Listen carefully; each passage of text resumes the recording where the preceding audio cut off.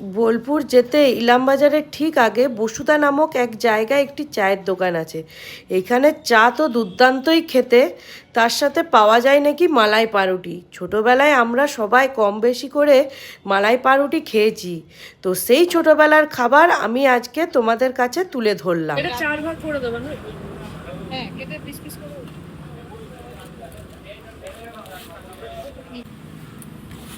আমি এটা একাই খেয়ে দিতাম, কিন্তু কেউ রুটির দমটা আছে।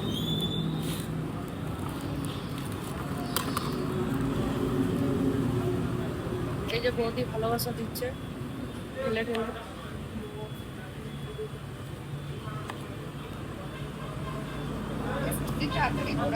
Thank you.